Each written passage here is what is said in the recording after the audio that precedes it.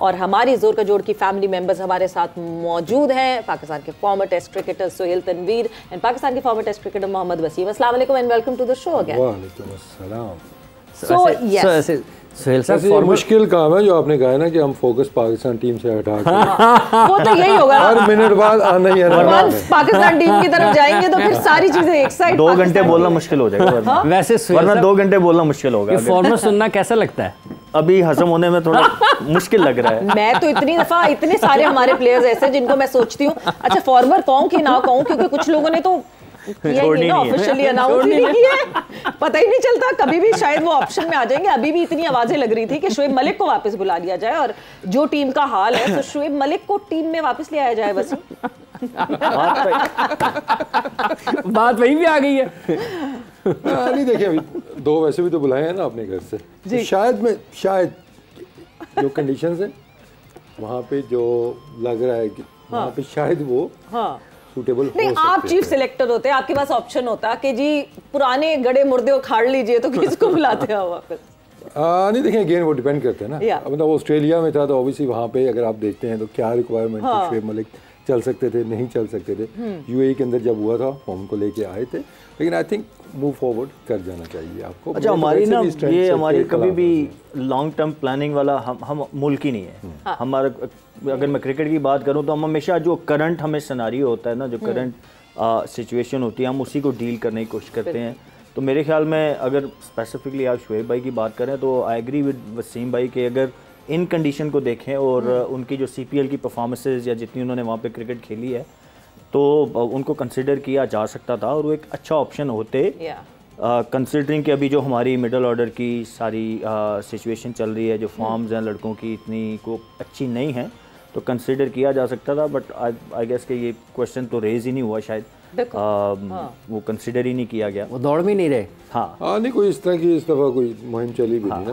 होता है ना माहौल नहीं बना। नॉर्मली होता है, आपको देखें पूरा ट्रेंड सेट होता है सोशल मीडिया के ऊपर, पूरा एक मुहिम ग्राउंड बिठाया जाता है पहले। वो जो होता था ना कि एक चीज़ जो मैंने थोड़ी सी आगे चेंज जो की थी कि वर्ल्ड कप स्पेशलिस्ट हमारे बहुत से थे कि पूरा साल वो गायब रहते थे, वर्ल्ड कप आता था तो ऐसा माहौल बनता था भाई वो आईसीसी में अचानक से जो है वो आईसीसी इवेंट में वापस, मैं कई दफा ऐसा हुआ पूरा साल कामरान अकमल नहीं खेले बट आईसीसी इवेंट आया तो कामरान अकमल को बुला लिया गया।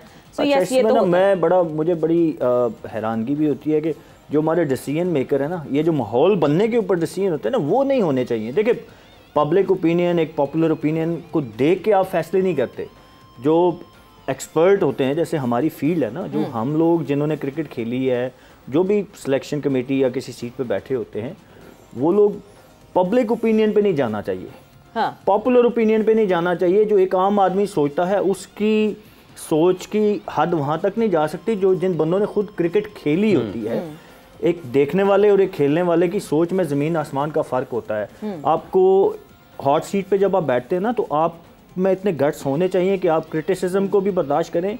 जब आपने कोई फैसला ले लिया ना, अब जैसे आपने आज़म का एक फैसला लिया हुआ है, तो हम हैप्पी कि आप उसके साथ स्टिक करें। आपके ऊपर क्रिटिसिज्म आ रहा है, बहुत जगहों से आ रहा है, आवाम की तरफ से भी आ रहा है, but since you made a decision, back करें। तो आप फैसले करके ना फिर उसको बैक करना चाहिए।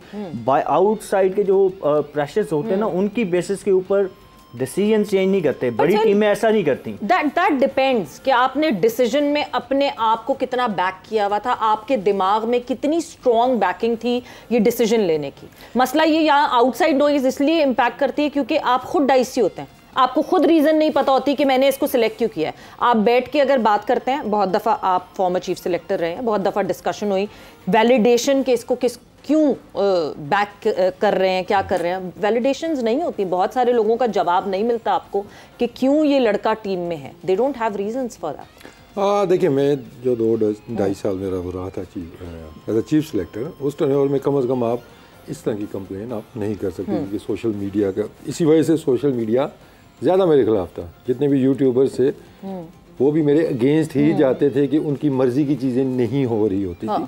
तो सोशल मीडिया पर तो ये चीज़ें चलती हैं, लेकिन जैसे सोहेल ने कहा है कि अगर आप देखें आप सही डायरेक्शन में आप चल रहे हैं, चीज़ आप लॉजिकल ले रहे हैं, तो फिर आप उनको बैक करते हैं।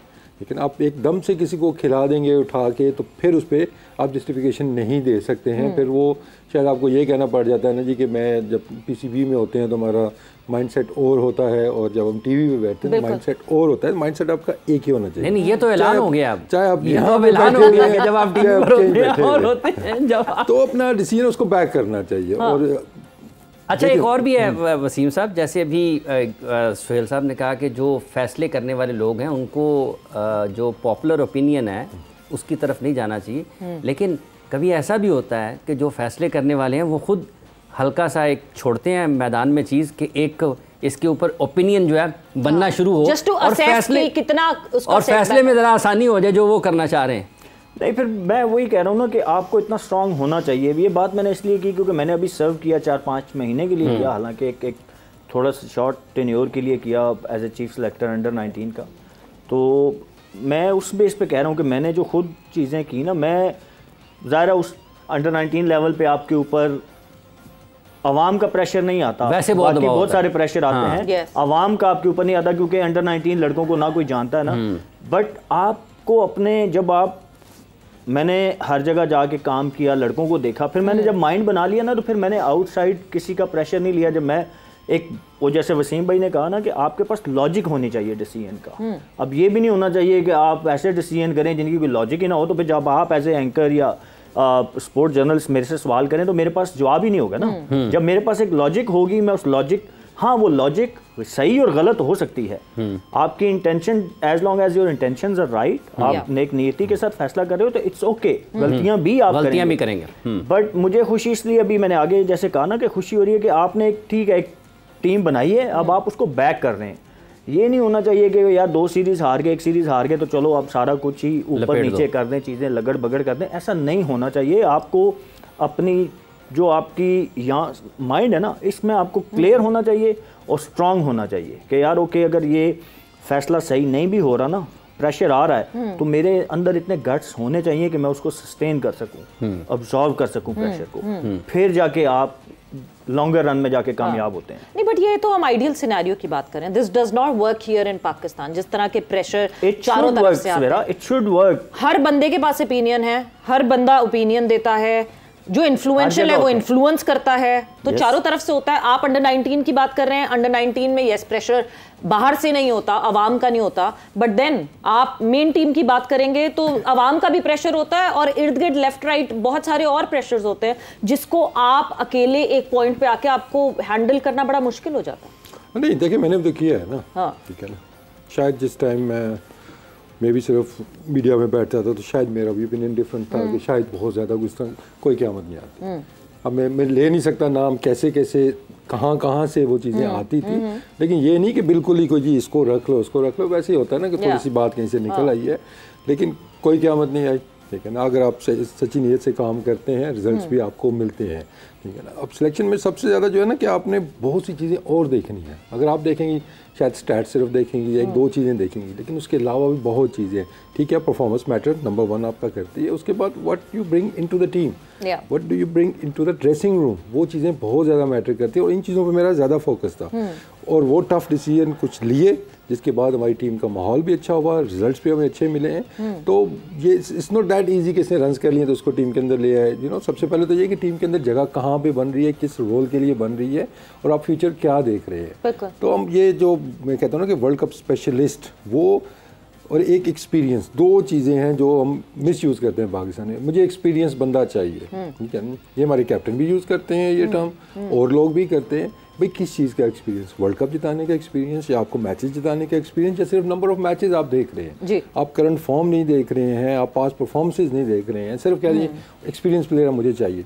तो ये बड़ी दफ़ा मैं भी सुनता था, लेकिन मैं इसको इग्नोर ही करता था कि ना मेरे से लॉजिकल बात की जाए, चाहे वो कैप्टन थे, चाहे वो कोच थे, या जो मेरे सिलेक्टर्स भी होते थे, हम लॉजिकल बात करें कि ये नहीं कि ये बंदा 150 मैचेस खेला यार इसका एक्सपीरियंस है। नहीं, अभी इसकी करंट फॉर्म कैसी चल रही है, उनके क्या उसका, अगर हम देखते हैं पास्ट परफॉर्मेंसेस के अंदर क्या वर्ल्ड कप स्पेशलिस्ट जो मैं कहता हूं कि हर साल अगर आप वर्ल्ड कप में वही 3-4 लड़के लेके आते हैं तो आपको रिजल्ट्स भी वही मिलने, और वही हो रहा था। और वही ट्रेंड मैंने तोड़ा था, जब उसके बाद रिजल्ट्स भी देखें आपको बेहतर नजर आएंगे।